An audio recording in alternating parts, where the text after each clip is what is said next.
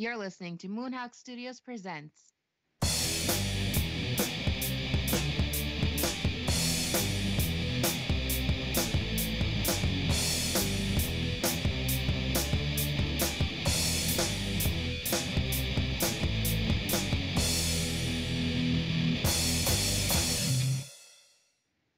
All right, welcome to another star-spangled edition of Moonhawk Studios Presents. I am your half-asleep host, Mac Paladin. And with me in the studio, as always, is my good friend Adam. Hello. We got Elemental Ogre kicking around here somewhere. Clearly snoozing. Everybody's like, fuck, I could have been napping before this podcast. They're all drained from fragments. Of course. And, of course, we have the remaining member of our quartet, Sobe. Yo, what's up? North on a flat map. I was just trying to change it up a little. That's cool. I was going to say... Now all your positionals mean nothing to you. Turtly radical. At least that's what my refrigerator magnet says. We got Petty Fan on the technicals. Yay, nothing's burst into flames yet. Like, the Golix is here. So I am. Sometimes I'm surprised. And representing the Mega Man aficionados, of course, we have Twilight Winter. Yo. This is all commentary on the avatars, guys. Just sometimes it works. Sometimes people are like, what the fuck is he talking about? Jesus Christ. Glad this show isn't regulated by the FCC. As always, we purport to have a lovely show for you tonight. But before we get to the good stuff, Adam, why don't you lead us off with the news? Let's see. As mentioned on Fragments, there really is no news of my own. It's more... The news needs to stop being so goddamn distracting. Seriously.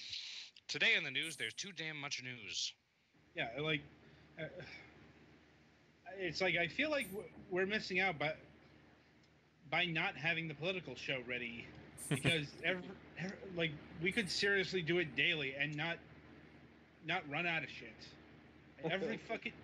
Every fucking day it's something, or it's multiple things. I just want at this point now just a broadcast to start with the newscaster, and just as it goes to him, just all of a sudden you just hear him break out in laughter, insane laughter, and that's just it for the broadcast then. It just like today, all the shit that's hit the fan. Now, yeah. Although I haven't really been watching the news today. Job and all that.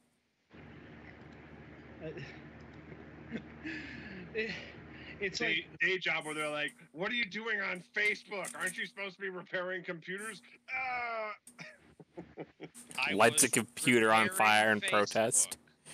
Facebook needed repairs. I'm testing the customer's Facebook account. With my own credentials.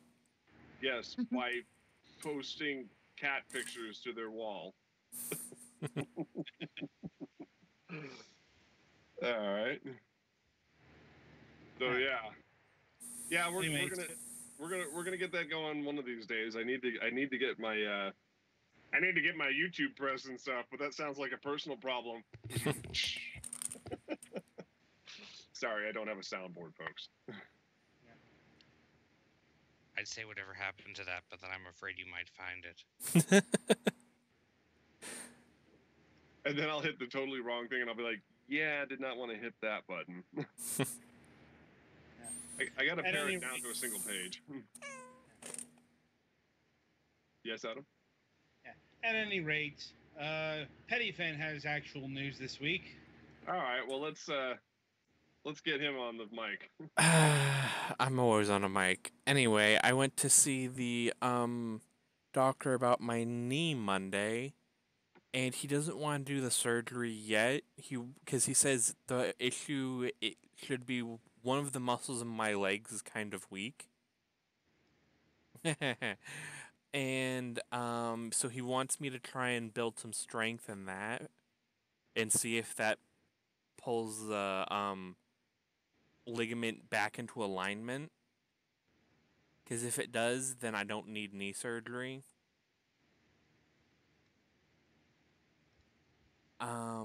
But the problem with that is he wants me to do physical therapy, but I can't afford it, and my insurance doesn't cover it. So Because of his course, insurance will cover surgery that's incredibly expensive and dangerous, but won't do a damn thing for cheap preventative physical yeah, therapy, and I looked up the probably the surg. material cost would be limited. Probably limited to like some sessions with the doctor and maybe one of those rubber band tension things. Yeah, well, it's like I looked up the cost of the surgery, and it's roughly a $12,000 surgery if I were to pay for it out of pocket. But yet they won't. This is known formally as more money than you have. Yeah, but physical therapy, from what the doctor's office is saying, if I went to the hospital, that's over an hour away, it'd be $15 a session. But I don't even have that. So yeah, if insurance could cover that, I probably wouldn't need surgery, but I'm guessing now I'm just waiting to see if the doctor can get back to me with some leg exercises I can do at home. And hopefully see where that goes. In other news, Monday morning, also my phone decided it wanted to die on me. I have an LG G4, and for anyone who doesn't know, that phone has a problem with what's called boot looping, where it will continuously try and restart but not actually load Android. So it essentially becomes a paperweight at that point. So Because can't load operating system. yeah. So basically, I have luckily we have a phone insurance plan thing. So we just took it to a Sprint store and they'll replace it for free. So good thing I don't have to pay That's anything good. for that. Because without that, I would have been out $170 that I don't have. Other than that, not a whole lot's been going on. So I guess next victim. Okay. All right. Ogre, what's cooking? Let's see. Saturday was my dad's birthday, so we went to go see the new Aliens movie. Kind of mixed opinions on it. It was like all right, but kind of did some things that are setting up for other things that might not work out as well as they think they're going to. But that's only if we decide to discuss that at some point. But other than that, New Aliens recordings. movie featuring the new stupid origin of the aliens. Yeah, pretty much, yeah. Also, moral of the story: don't trust anyone named David. I thought that was just a general life principle. Uh, let's see, recordings are going fine. Kind of had one of those kind of like days the other day, where it's like not bad, but could have been better. Let's see, Final Fantasy 14. They had their live letter Monday, and holy shit, that was like what, almost 4 hours. 4 hours. I'm sorry. Yeah, because they had to go over a lot because they're completely revamping the battle system. Yeah, when we say completely, I mean they're throwing a lot of stuff out and redoing it. This is a refresh that they've been needing since 3.0? I would say, yeah, I would say about 3.0. Yeah. So a lot of good news out of that one. It's actually kind of fun to watch all that. I didn't actually watch all of it, but I seen the highlights, and they're finally fixing Paladin. Thank God. I watched most of it, but I had to go to Naka's to record, so I missed the back end. But that was when they started to go into PvP, and I was like, I'm good. Yeah. Final Fantasy isn't really a PvP game. Not really, but they kind of make it work. No, I know. I just mean thematically, except for I Yeah. guess like in like tactics. But let's see. Speaking of Final Fantasy 14, we got Naka's A11S win, and Tomorrow we tanking do the pants. fun stuff. I got my tanking pants from that one on the very last run we did. You I'm put your starting- tanking pants on. I seriously think, like, one of my unknown abilities is that when somebody says it's the last thing they can do, all of a sudden everything lines up correctly and shit gets done. Because that's how I got my win, was like, last one, we're all done here. Now, do you only need to do it like? Are you guaranteed to get like the one thing you need from doing it once, or? Nope. No, it's like all randomly assigned. Yeah, But there you are get 2 books. pieces of gear that will drop, and then 2 upgrade items for other gear, and then you'll get a. In this get a one, you get a book book. guaran- Yeah. A book guaranteed, and if you get enough of the books, you can trade them in for the piece you want if you haven't gotten it by then. The reason why I ask is because you say you got your win. Oh, is it just because you can access the fight more easily if you have beaten it already? Or Well, No, no, you can now just- it's set up to farm. Before, you only get 1 drop a week. oh, okay. But now you can just run it repeatedly. So if you were really unlucky, you had to potentially wait 8 weeks to get a piece of gear. That would suck. Yeah, well, that's usually on content stuff. And other than that, I've been playing through the Mega Man Game Boy games because I just feel like it. God, Mega Man 2 on the Game Boy is such a train wreck programming-wise. Oh, Screen yeah. crunch the game. Yeah, it almost needs to be taught in some classes on like how to make a passable but still a kind of game. Mega Man. My One of my favorite things is when you get damaged and you press up on a ladder and Mega Man just climbs up the ladder in his damage animation, even though he should be technically falling down. And the other trick I like is they just have the bosses loaded in, so they just move the screen over when you enter the room. It's like the first game on the Game Boy loaded them in. What the hell? That's what you get for changing companies. But other than that, it's just a blood donation tomorrow, so Exciting. Say Yeah. hi to the vampires. Ah. I'll hit them with sunlight in my fist, so they'll be done. They'll be done with by then, and then by part 3, nobody will care. And that's it for me. Okay. So pick your Let's, next. Let's kick the can over to Sobe. Yay, my turn. Woohoo! So what's cooking in your neighborhood? Not a whole lot. It's actually pretty cold, so the grills went back in. I don't know if you know about Wisconsin weather. One day you'll be wearing like, cut off shorts and tank tops, and the next day you bring out your snow pants, and life is good. In Maine, we call that Maine weather. Oh, or as he calls it, all the time. Yeah, I should say New England weather, really. sure. Yeah, no, everything's good around here. It's almost the end of May. That's exciting. There you Yay. go. Yay! Pretty soon it'll be construction. I mean, summer. It's already construction over here. Yeah, they don't wait that long. Yeah. If they did, they'd never get anything built. They wait till like a week before spring and then just put down the orange barrels. Like, good enough. Gotta love those orange barrels. Oh, It's like our state bird. always some road somewhere gets an orange barrel. Our state bird is the mosquito. I'm starting to think they're just wild animals that nobody realizes they're actually animals.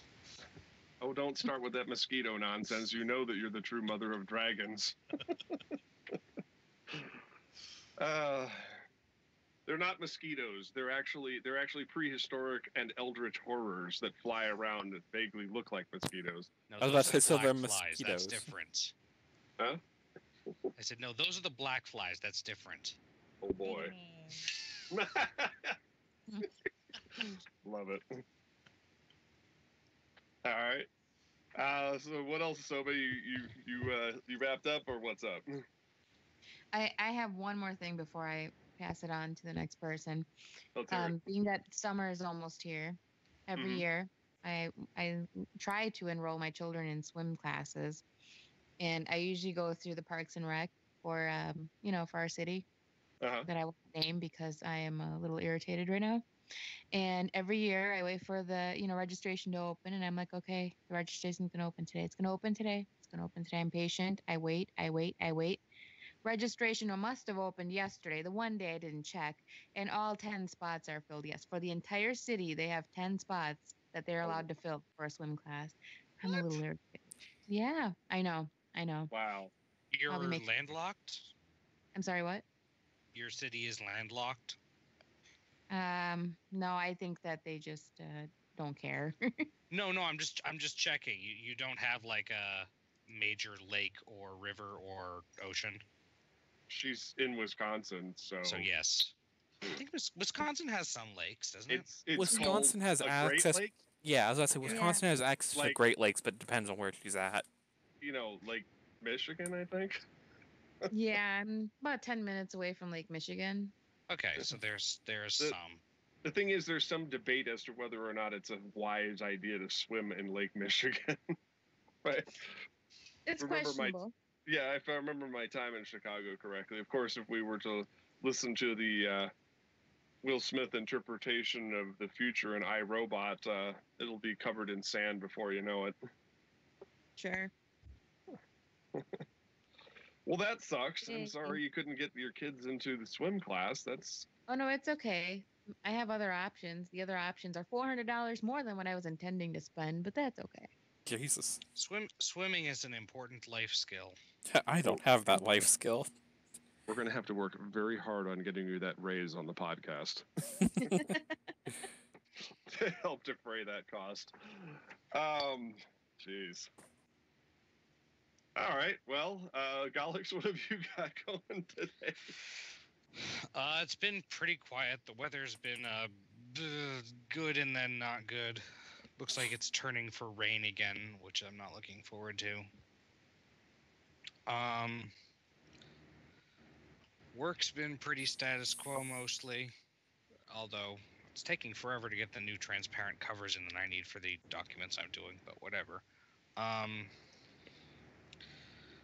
I've been playing Wonder Boy: The Dragon's Trap on the Switch lately because I got it on the Switch and it's one of the games I have on the Switch, and also like 3 of the people I watch Let's Play are doing it. And I'm doing some other games for Fragments, and otherwise I'm getting really close to the end of Breath of the Wild, so. Okay. But yeah, that's about all other than that. All right. Twilight Winter. Oh, what? No news? Okay, anyway. No, kidding. Not much, really. Just weather's been nice until today. Now God's trying to drown us with rain. Soon I'll grow gills. Wow. Anyway, My new neighbor Noah moved in next door. For some reason, all the trees in the neighborhood are disappearing. Also, he's Anyway. got a lot of loud animals in the backyard. Anyway, tell you enough really ARC nothing. jokes. Anyway, we've been fixing up the fence around our garden, which is going to be electric. Thankfully, that hasn't been a shocking experience yet. Oh. It's about to get enlightening. Grab. What's that? Survey says. I probably picked the wrong time to wear metal equipment. I'm assuming this is to keep critters out. Yeah, deer and the like. Or Elk. in. Make it real interesting.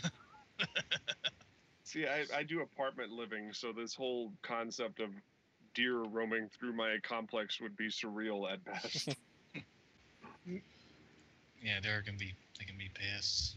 They say there's elk around here, but we haven't seen any. But Are otherwise, you sure you weren't just mistaking them for deer?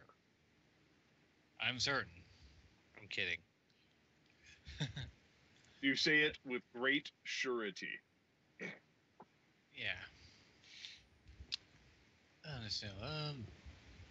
Otherwise, in terms of games, been playing games for Fragments for this weekend and beat Tales of Berseria last night. Say nothing about it. I haven't played it yet. I won't. Don't Well, worry. here's how the ending goes. God damn you, ogre. Well, he's already spoiled you that there is an ending. Oh, yes. It's a game that just goes on forever. There's unlimited DLC and it costs you nothing, but you can't stop playing it.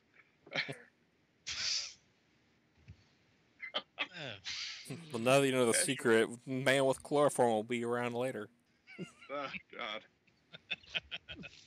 It's like, whatever this is, it smells like the trunk of a 74 Impala. There we go. Yeah, that'll be it for me. Okay. Well, now of course, everybody gets their laughs in, and I have to be the Debbie Downer, of course. On a more somber note, a mutual friend in the Arizona film community ended her life on Monday. So I wanted to have just a moment for Wendy West. I didn't get to know her very well, but she has touched the lives of countless people that I knew and do know online.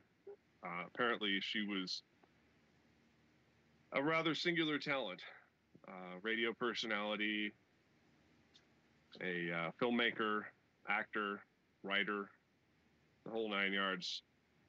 So her loss is especially tragic.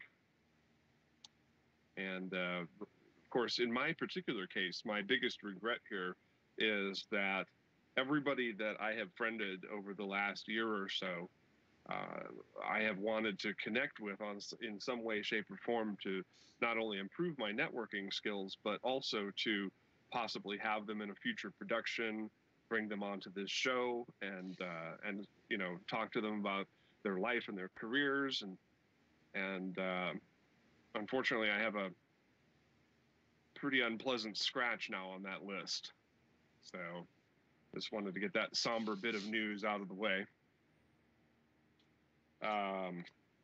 As far as Starship Moonhawk goes, there's we're at kind of a slow spot right now because Keith is reworking the model from scratch as we speak. Oh, was there Yeah. a problem or? Yeah, well, the way he was kit bashing together the model, in Studio 4D, I think is the program he's working in. It ended up being 9 million polygons. You know, the kind of object. That's a lot of polygons. Yeah, the kind of object that takes 7 machines running in tandem to render. Whoops. And then we had a disaster. He had gotten the polygon count down quite a bit and was working on that. And the hard drive that it was saved on in his computer croaked viciously, taking everything that was on it with it. He's like, oh, yeah, well, all the comics were saved, and the low poly model and the high poly model were saved, but that middle one where we were refining it? And I'm like, let me guess. It was on that drive. He says, yeah, the only other stuff I lost was, like, all of my system backups. I said, so all of your comics and all of your naughty reference files and the big model and the little model, both of which are unusable for filming, were all on one hard drive. And then you had to put the one that we were working on that was our best shot at getting an FX demo going onto the drive that came up unstable last month. And that was This the was only a known issue with the drive. Yeah, he had a drive that was going out, and he was trying to suss it out. And he comes to me, and he's like, so I figured When you out. put it that way, it sounds dumb. Well, he comes to me and he says, so I figured out which drive was bad. I'm like, oh God, Keith, you're killing me. You're killing me, guy. You're killing me. So that's been a week-long saga, as Dave Carroll would say. Trying to rebuild it. So today, I was on call with him, and we were. He's made pretty good progress. He's taking a different approach to it, making a hollowed out model instead of one that has polygons inside of polygons. Yeah, especially because you're just doing a flyby, right? Well, no, we want Well, to have. if you want to do the internal shots, then you have to have at least the area that's going to be shown internally mapped out. Well, we're not doing that sophisticated. Yeah, we're gonna map out. We're gonna map out fucking 2.5 miles worth of interior. No, I mean the secret bonus thing that you want to use as a special bonus secret thing at some point. Oh yeah, the thing that's inside the thing. Yeah. Because we're totally not vague on this podcast.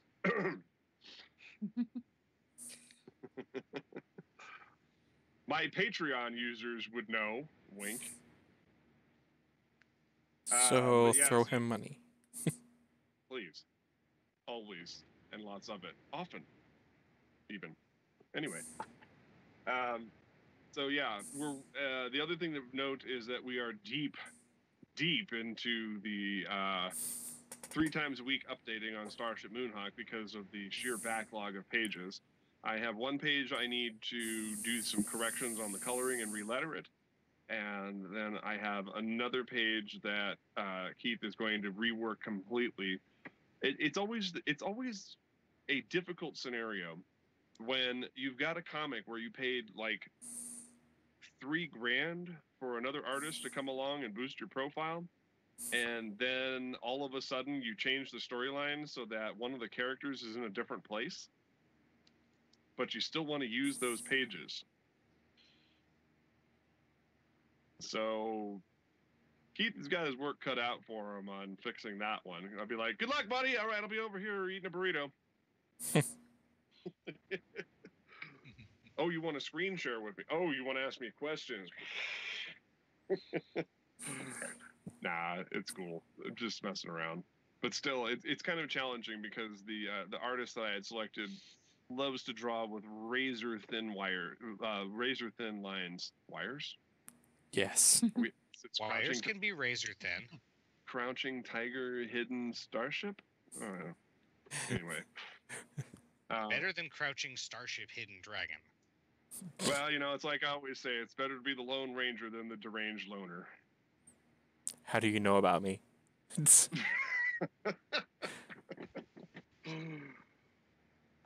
I'd tell you, but I'd have to kill you. Something paneled van? All right, you can stop that now, Mike. Damn it. Yep. All right, well, yeah, that's it for the news. So let's get to the stuff that people actually give a shit about. Let it not be said that we don't talk for too damn long. Oh, God. We can fill up that dead air, folks. Let me tell you what. All right, well, so for the better half of the show, if you just tuned in, we have our guest for the week. We have Jin Wicked. Hello. The multi-talented artist of, let's see, comics A Day Late and a Dollar Short, Crap I Drew on My Lunch Break. She's a chef. She's a photographer. $1 late and a day short. I'm fired. God damn it. You're fired. I knew it. I did that on purpose just to mess with you. I had a feeling that was the real reason. It's like, you know what? I'll bet of all the people in the world, she's just trying to mess with me. I want to make this as difficult as possible. Well, you've succeeded beyond your wildest dreams. Yes, $1 late and a day short because I'm a moron. Well, you're definitely familiar with things being $1 late. Zing. Anywho. Crap I drew on my lunch break. And you're a photographer, and you cook, and you do so many things. I do but is all there those anything? things. But is there any one thing that you love the most? Oh, gee. It just depends on when you ask me. I mean, that's the whole point of doing so many things is because I have the attention span of a gnat, so... My favorite thing is whatever I wasn't doing yesterday. Nice. I like variety. Gives you something to look forward to tomorrow. I never know what tomorrow is going to bring. Awesome. Now, I saw on your blog you just came back from one of your most successful cons ever. Absolutely, yeah. Had a great weekend. What are some of the highlights? Well, I mean, other than the giant 8 by 8 foot backdrop that I finally got for my booth. Yeah. I mean, that was a big thing for me. I had my friend Mark, who's a graphic designer by trade, help me with the graphics to blow my little tiny drawing up into a huge thing. So, I'm very motivated now. I'm kind of shifting focus to making new comics and everything. That's my big show for the year. So for about 2 months, it's all that's on my mind. And then once it's over with, it's giant. Well, okay, what now? What was the question again? Well, the original question was the thing that you looked for, that you wanted to do most, but I think you kind of answered that. I think the one thing I want to do most right now is actually the thing I haven't started really, which was at the beginning of the year. I kind of came upon most of my comics to this point have been very much along the line of my influence, which has come from like newspaper comics. So they're typically kind of like setup, punchline, right? Something of that nature. And there's occasionally more serious ones, but that's mostly the format that I follow is kind of a gag-a-day thing. Mm-hmm. And I'm really, I decided at the beginning of the year, since my parents are gone, and I'm in a place where I don't really have anything left to lose, for lack of a better phrase. I finally want to make more of like a long form comic about my life, because I've done a lot of strange and probably kind of interesting things. I mean, I haven't had a very typical life, I don't think. And I'm kind of tired of just doing the gag format. So there's funny stories about my life. There's serious stuff. There's sad stuff. But I'm excited because, like you mentioned, I do a lot of things. Mm-hmm. And so up until this point, I have people who say, oh, I like reading your blog because I like your phrasing. I like your prose. I like how you set tone. I have people that like my inking or people that prefer my color work. And this new project, which is titled Queen of Assholes,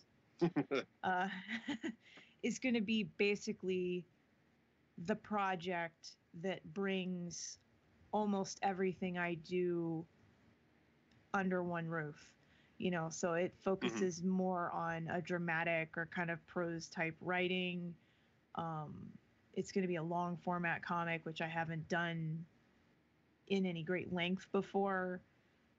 It's going to be inked in a way that's more familiar to most people how I usually work, but it's also going to be in color.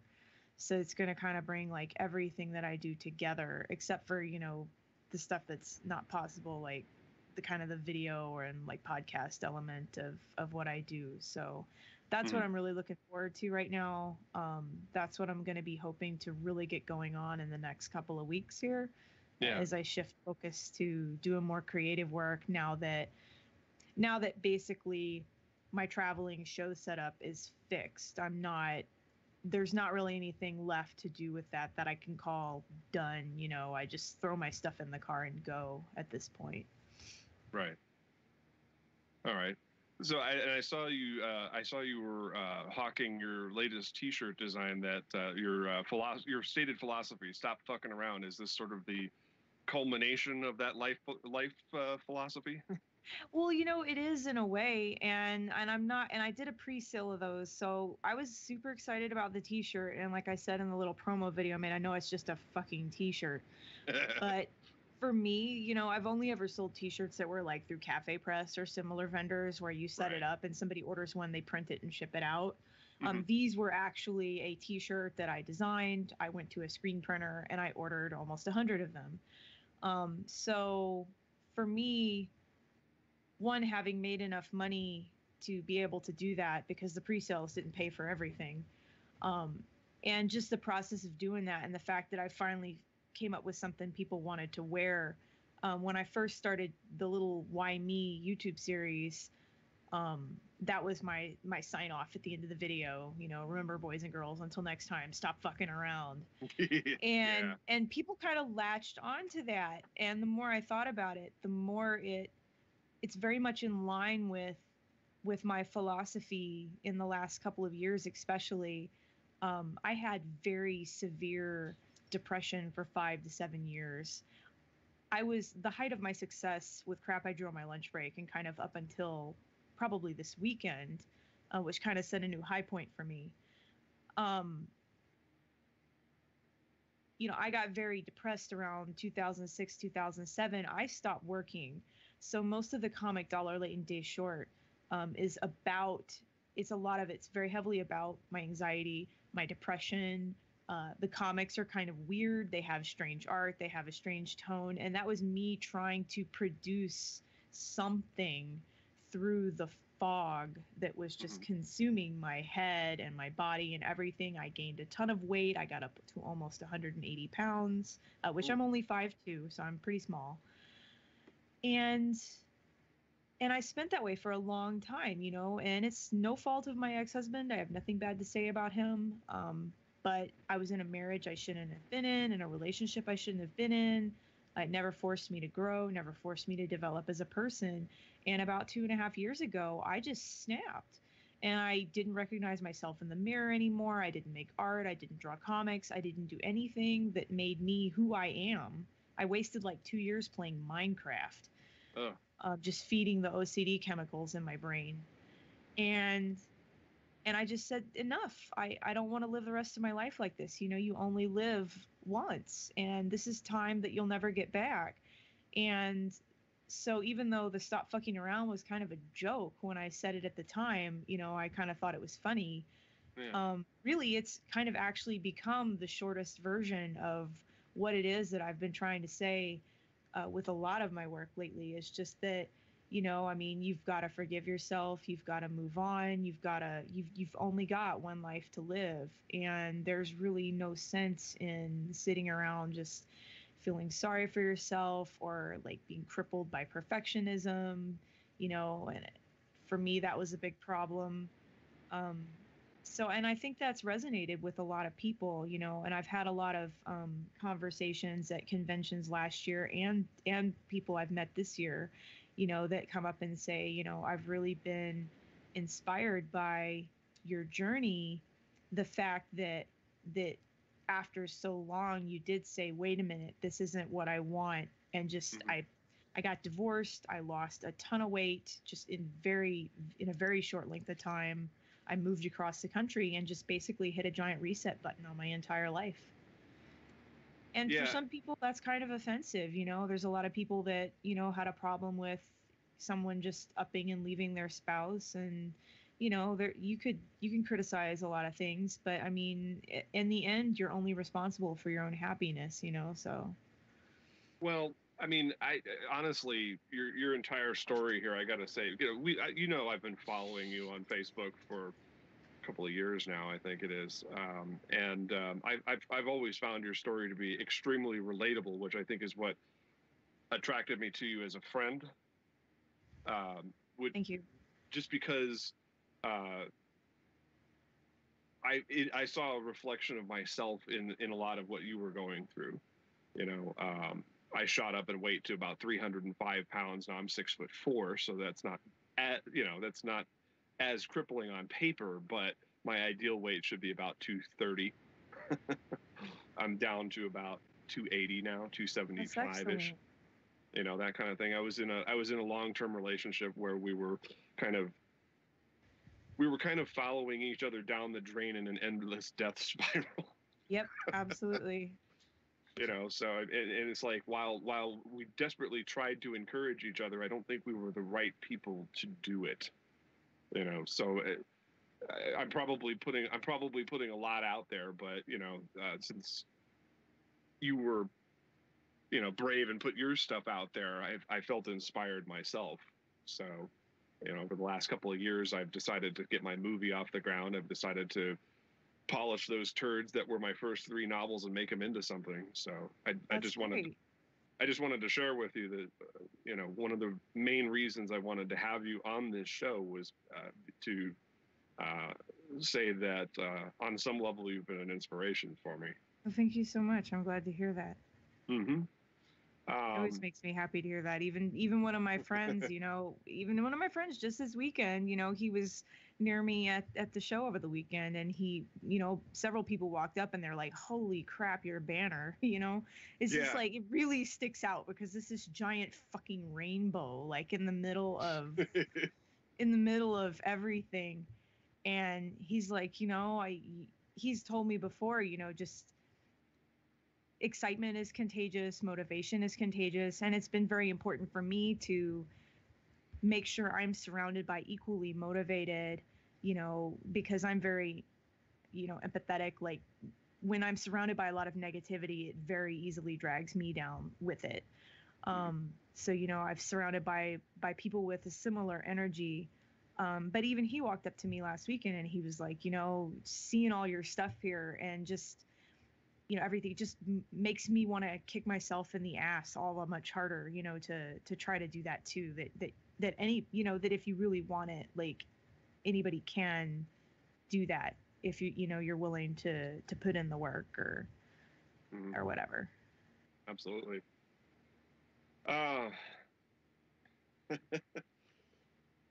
Uncomfortable laughter. Sorry, I just got very warm all of a sudden. I was like, damn. Hello, how are you? Yeah, there you go. How you doing? I'm gonna give the crew here a chance to talk to you real quick here, so Sure. that way we can come back and make it nice and light again. Does anybody have any questions for Jin that they want to get off their chest? I do not. I don't I know have about a the rest of them. question. All right. Sobe, go for it. Jen, I'm really fascinated by all of your work, and your website itself was just, I couldn't get off of it. It was, yeah, I have an attention span that's not very much, and it was very colorful, and I loved it very much. I was actually wondering, where did you grow up? Where are you from? I'm from Houston, Texas. So I lived most of my life in Texas. For about a year in 2000, I did live in Minneapolis. I didn't last long here. I followed an ex-boyfriend at the time to Buffalo, New York. He lived in Toronto. I lasted there for a couple of months before I went back to Texas. So it's been Houston, Texas, the majority of my life. When I decided to get divorced, I had remembered liking it here in the Twin Cities area. I now live in St. Paul, and get cranky when I have to drive across the river to Minneapolis. And I've said this before in a couple of places, but part of it is just, Texas is not, it feels very hostile now to people of certain persuasions. I don't really have any family left to speak of. I have one brother that I have very superficial, limited contact with. And so there wasn't really anything keeping me there. And looking at the weather and, just general attitudes and everything else, I just wanted a change. So I moved across the country to Minneapolis, St. Paul about 2.5 years ago. Nice. Okay. All right. So Sobe's from Wisconsin, so she's in Wisconsin. So she's in your general neck of the woods.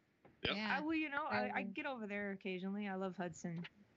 I actually lived in Houston for 3 years, right before Wisconsin. I'm sorry. Which is why I moved back home. Yeah. But yeah, we weren't too far from Houston. We were in Katy, so yeah. You're probably I'm familiar. extra sorry. Yeah. How about that I-10? Oh yeah, I gotta love that I-10. Yeah. 8 lanes on each side of that. Yeah, the traffic jam. Sea of cement and cars and hate. Used to have to travel that corridor. I'm in Tucson right now, but my ex lived in Mobile, Alabama, and so I did that Texas corridor more times than I care to recount. Oh God, 880 miles from El Paso to Beaumont, and it's just like, God, take me now. 85 miles an hour is not fast enough. I'd say the only thing I probably miss about Texas is the humidity. Everybody up here is kind of pansies about the humidity. So there was a day a couple of weeks ago where it just felt like walking through a cloud. And then they're all, oh, it's so humid. I'm like, oh, it feels like home. I itched for like the first year I was up here because it's so dry. So I guess Texas has that going for it.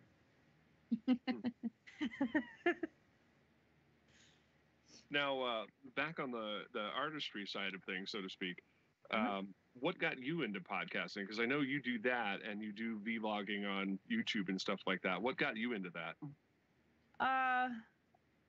My ex-friend Corey has a podcast that he did with a friend, and it was always one of those things where I was afraid of the sound of my own voice. I did for a while, you know, when I had depression for so long, I got super weird.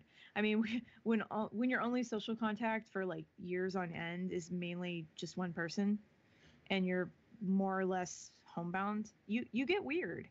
And I had actually developed almost a stutter for a while. So podcasting was part of just, I guess, rebuilding my social skills and becoming comfortable, you know, either speaking on a microphone or speaking in front of large numbers of people.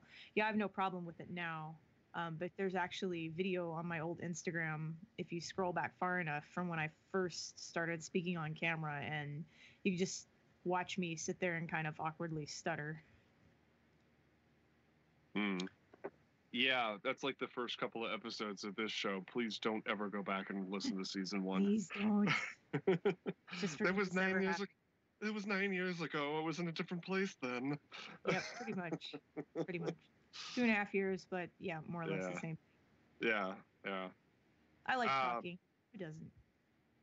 Oh. Let's be honest here.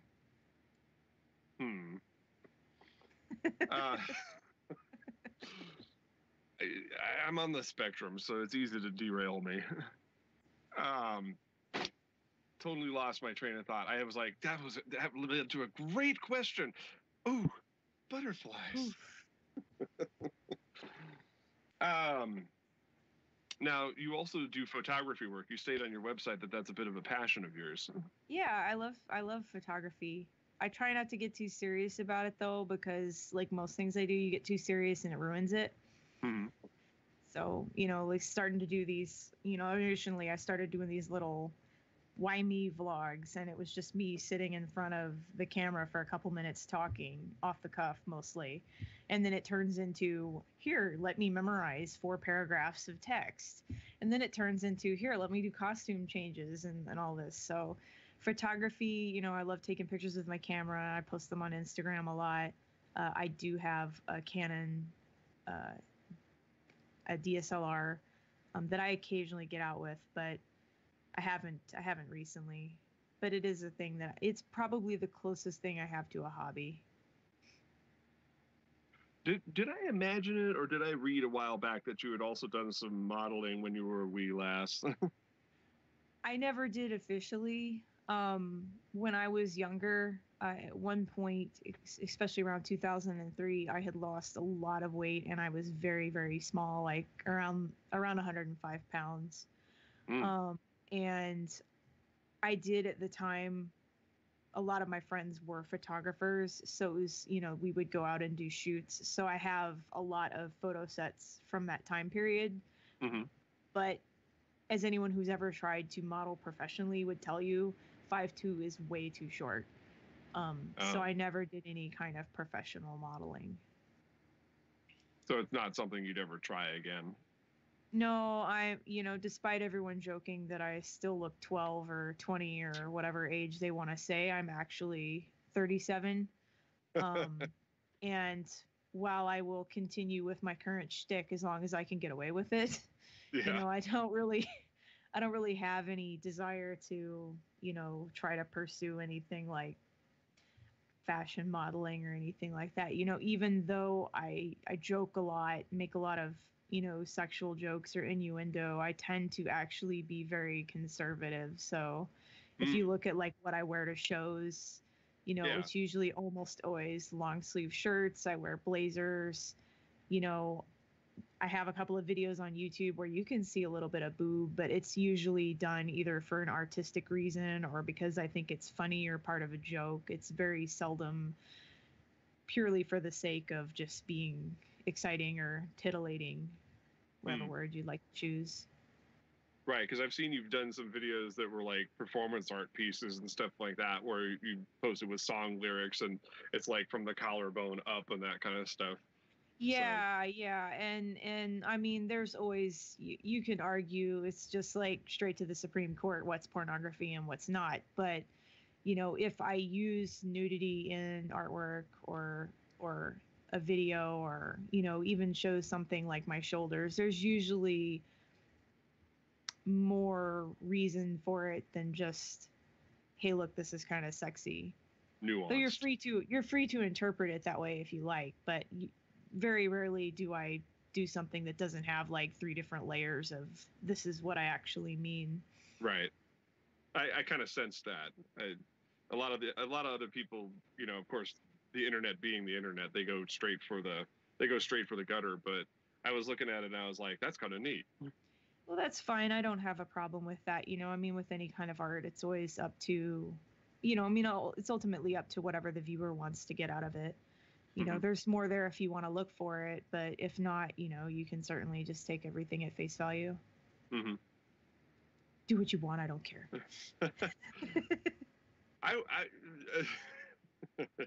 Changing gears slightly. I was thinking something when I was looking at some of the con photos that were taken of you sitting out there. You've got this real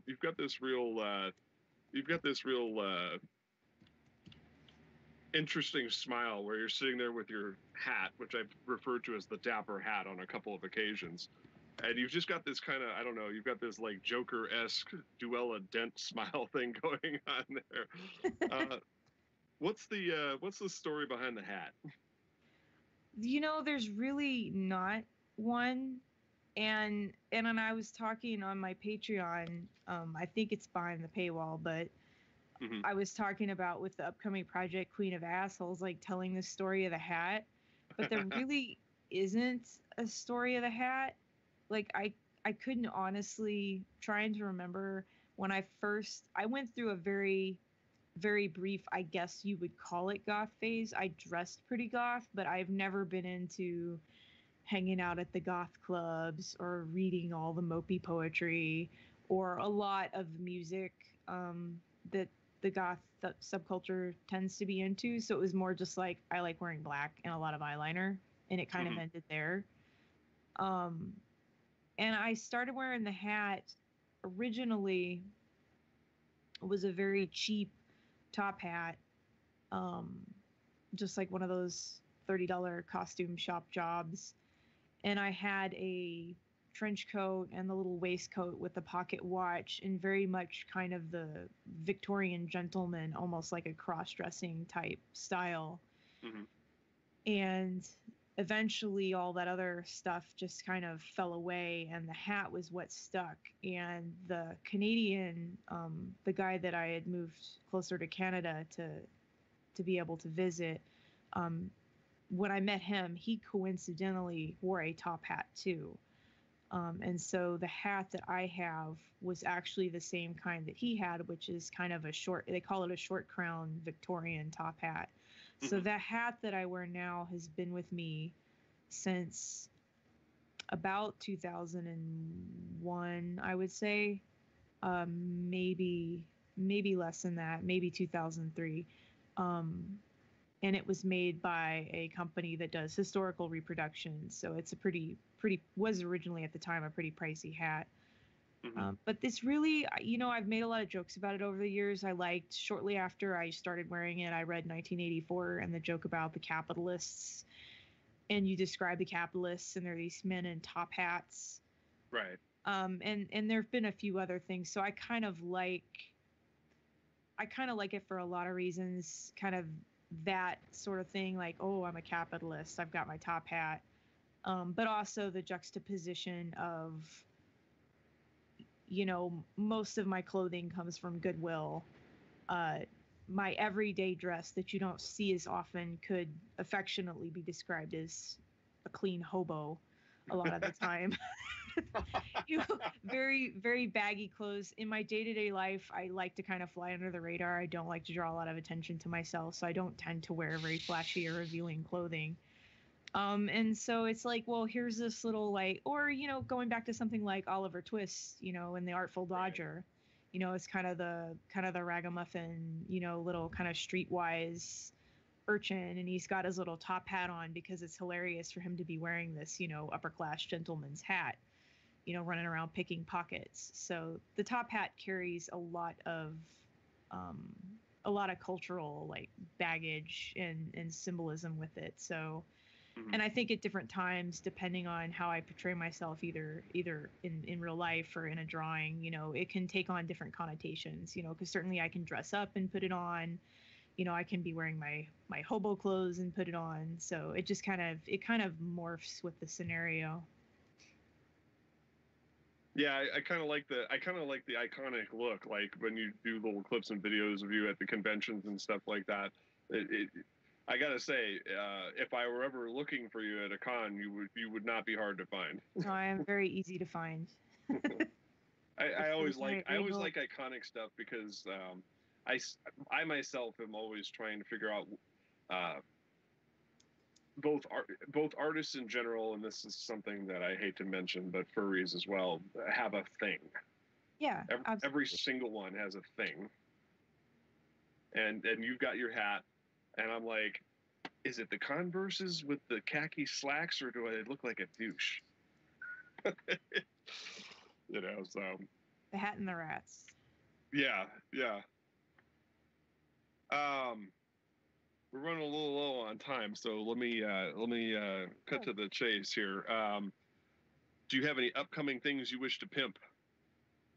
No, like I said earlier, I'm excited to get started on my new project, Queen of Assholes, which I'm hoping, at this point, I'm reposting my old comic archives and moving those to Tapastic to kind of rebuild some of my audience and get some new eyeballs there. And I have a couple of other kind of smaller projects. I have a couple of video ideas that I'm going to be working on in the next month. So it's just more of what I've been doing, hopefully better, with more reliable frequency. And then this new project, which the goal ultimately is to produce 1 page a week. I do have a full-time job with a commute that eats up about 50 hours of my time every week. So, I have to work around that. Fortunately, I'm quite masochistic, so we'll see how it goes. We'll see how it goes. Yeah, as I said before, very relatable. And that makes me happy. I'm really, I put myself out there, and it really makes me happy that other people can either identify or take some kind of comfort in my struggles and not feel so alone, or feel more confident that they too can get through whatever it is that's holding them back. Or if they're older, that it's never too late to start over, to try to restart your career or find something you're passionate about, or, fix the things you feel like are lacking in your life. Absolutely. Well, you seem like you're in a much better place now. So absolutely, thank you so much. I'm also really thrilled that you agreed to come on our humble little show here. I'm glad for you to have me. Absolutely. I like to talk. There you go. As you said earlier, make a man. Make a man. That was my whole contribution to the first half hour. Make a man.